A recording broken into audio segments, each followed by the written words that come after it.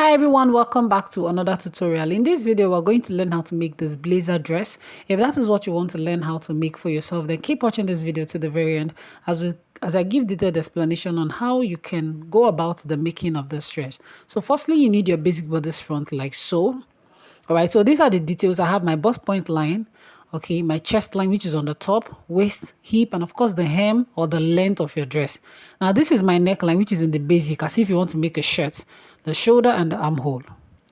The first thing you're going to do is to add 1 inch to the front, to the center front of your basic bodice front. As you can see, I've added the 1 inch, right? Do not worry, I started from the top. Do not worry, just make sure you do yours to be like this. The next thing is to create the V neckline.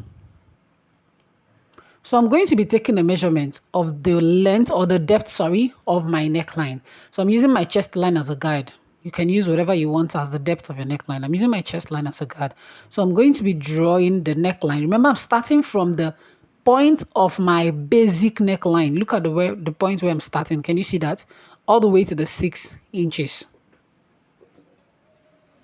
So at this point, this is what your pattern should look like. So remember, this is a blazer, right? The shawl collar is always drafted like the way you do your blazer effect. Okay, the way you draft your blazer, that's the way the shawl collar is being drafted. I'll use my marker to make this V neckline easy or visible rather, so you guys can see it clearly.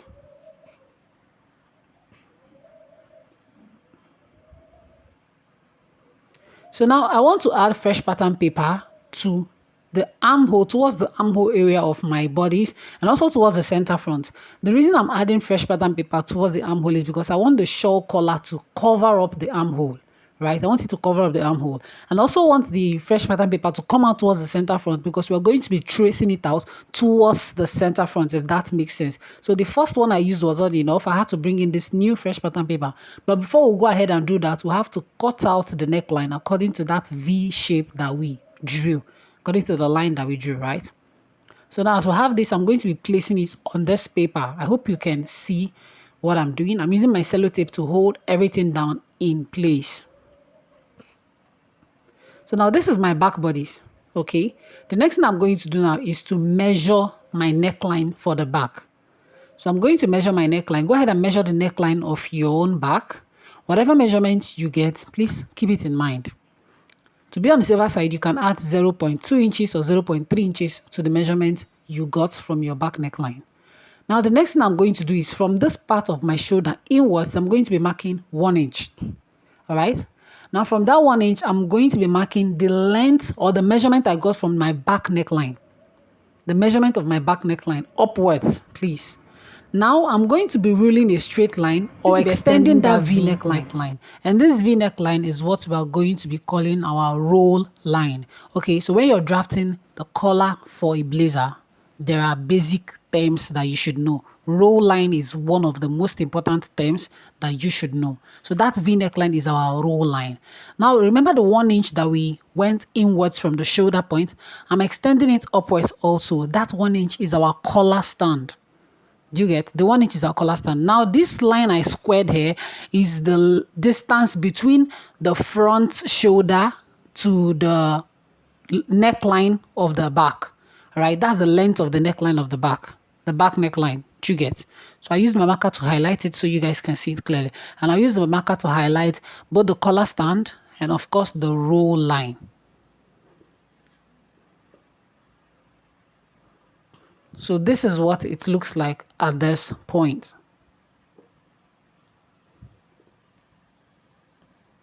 The next thing I'm going to do now is to go ahead to be artistic now because I'm about to draw in the collar effect. There's no particular way for drawing the collar, okay? Be artistic. Drawing, once you get the roll line and the collar stand perfectly, just drawing your collar the way you want it to be, the way you feel is going to be okay for you. So this is what I'm doing, some kind of slant curve. At first, I didn't like what I have at this point, so I'm going to be redrawing the line. Now, from the end of my collar stand, I'm going to be marking 2 inches outwards, okay? So using a C curve line, I'm going to be connecting that 2 inches to meet this very point, okay? That 2 inches, I'm going to be using a C line to connect it to meet this very point. Like I said, you can draw your cape, your collar rather, to look any way you want it to be. Just make sure you get your roll line and your roll line and your collar stand very well, and every other thing will fall in place. So this is it. I'm using my marker to highlight the lines so you guys can see them clearly. So this is what my collar looks like, but we're not done, you guys, we're not done, okay? So the next thing we're going to do is to transfer or trace out the whole of that collar to the other side of the paper. You see why I told you that your paper needs to come out of the center front very well to accommodate the collar that you're going to be tracing out. So to do that, I'm going to be working on the roll line now. You see the way I placed my ruler on the roll line? Then I'm going to be making sure I overlap the paper like so, making sure that that roll line is on the very sharp edge of the ruler, okay?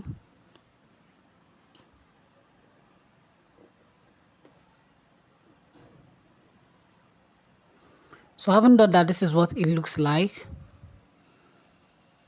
Then you go ahead and trace. You can use your tracing wheel. You can use the traditional method of tracing that I've always been doing on this channel. And then this is me tracing it out.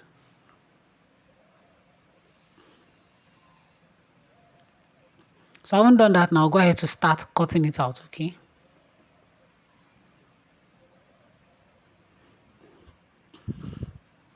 So now, as you can see this part that I'm cutting the excess papers so we can have the exact bodies. Can you see? I'm cutting towards the armhole area. I'm cutting only the excess part of the paper. You know we added fresh pattern paper, so I'm cutting the excess fresh pattern paper that we added at the beginning or while we were trying to draft the collar, so I can have my exact basic bodies, please. That is what I am cutting out.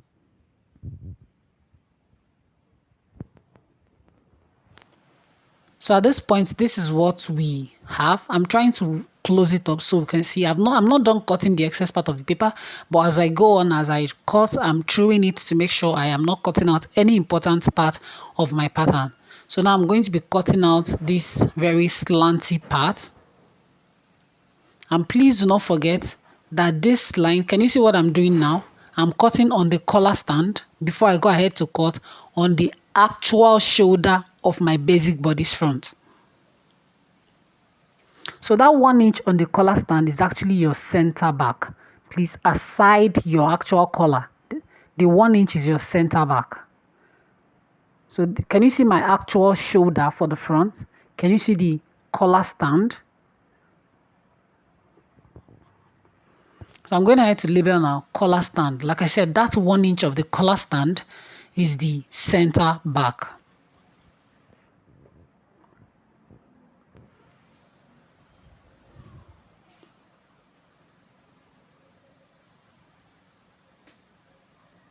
So I'm trying to cut out everything that is not supposed to be there. Okay, I extended the neckline to that point. I had to cut it out. This is not necessary, but if you want to do it, then it's fine.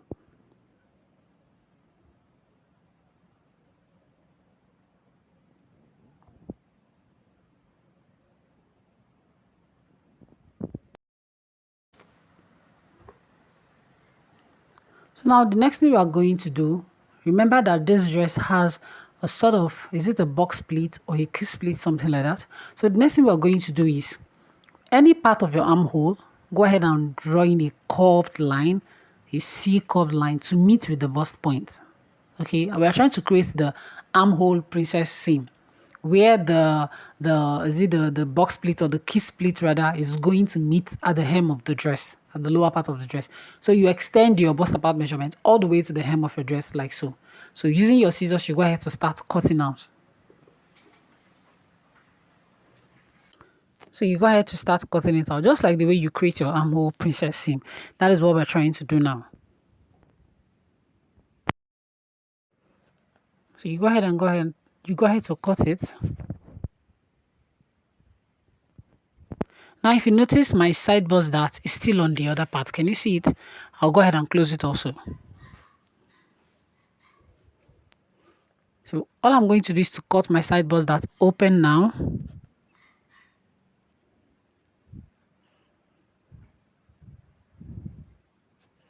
And then go ahead and close it, right? Use your sellotape and hold it perfectly in shape.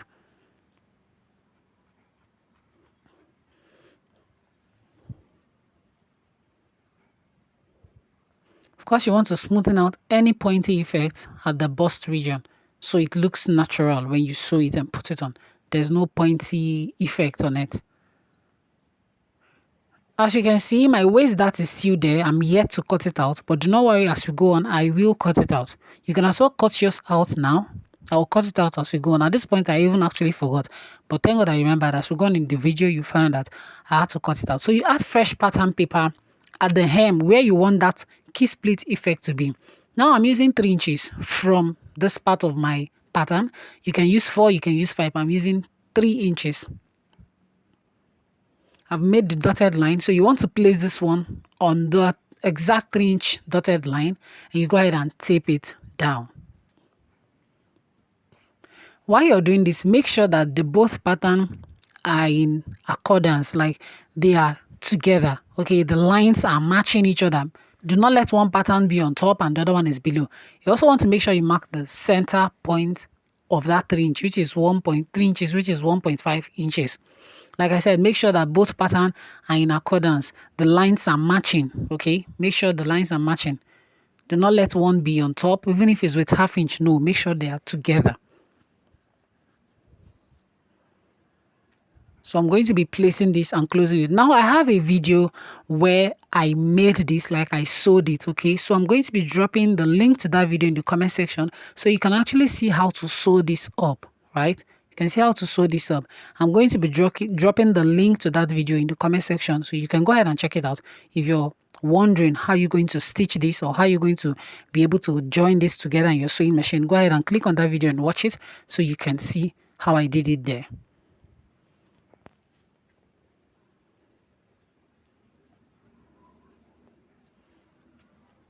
So this is what it looks like. Remember, my waist dart is still there. At this point, I've forgotten, but I'm going to be all right. I'll go ahead and cut it out.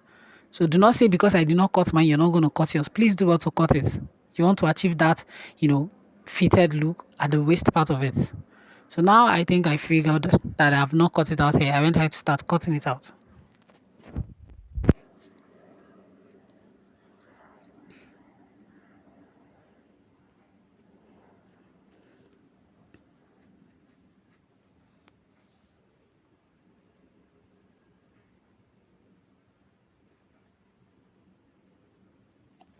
So having done that, this is what the front pattern is looking like. Can you see? It is actually very simple to recreate this beautiful, easy dress. Right? It's actually simple to recreate the dress, and this dress is so handy. You can wear it to church. If you can layer it to wear it to church, you can so bright, so nice and beautiful. So here is the back, which is actually very simple. Simpler than the front. First thing I'm going to do is to cut out the back neckline, following the shape that we drew already. I'm just going to be cutting it out. Now the next thing also we're going to do for the back, or the second thing we're going to do for the back, is to create an armhole princess seam or princess dart for the back. From any point of your armhole, you want to draw a curved line to meet that point of the back, and then you go ahead to extend your bust apart measurement for the back all the way to the hem.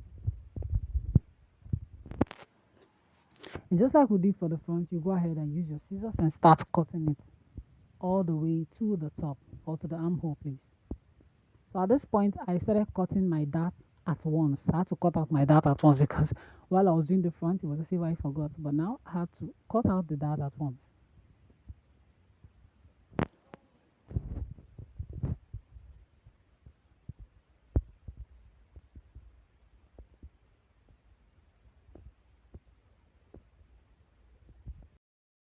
So I haven't cut out the dart for the back and the armhole princess dart for the back. This is what it looks like. So I'll get a fresh pattern paper, just like we did for the front. Just in case you didn't get the technique for the front, I'm going to be redoing the same thing for the back. Now do not forget that your center back for this design, you're going to be cutting it on fold, except you just want to add zipper, and for the front, your buttons will be artificial. That is where you can add zipper to the back. But if you do not have the intentions of adding zipper, your center back should be cut on fold. So now I'm marking 3 inches from this point. Please make sure you tape that paper down. It's like a guide. That pattern, make sure you tape it down. It's like your guide, please, so it does not move around. The first one you're using to get the 3 inches towards the other pattern, make sure you tape it down. It's like your guide.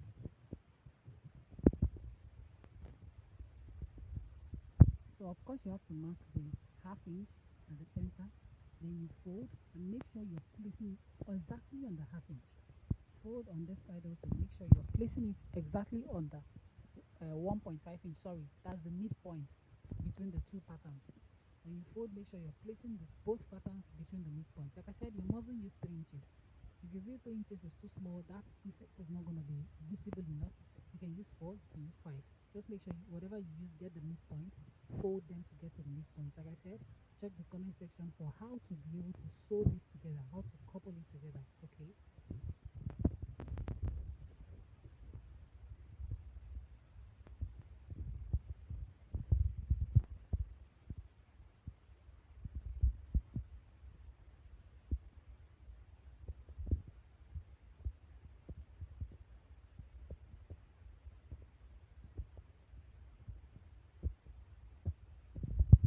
So this is what your back pattern looks like. Very simple and easy. That is all for the back pattern. Okay. So I'll bring all the patterns together so you can see.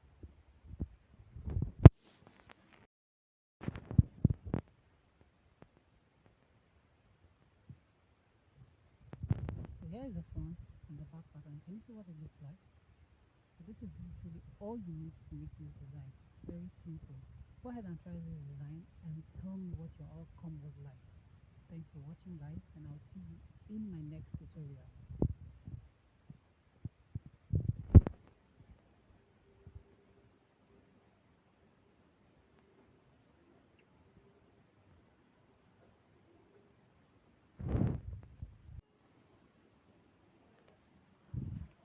Bye.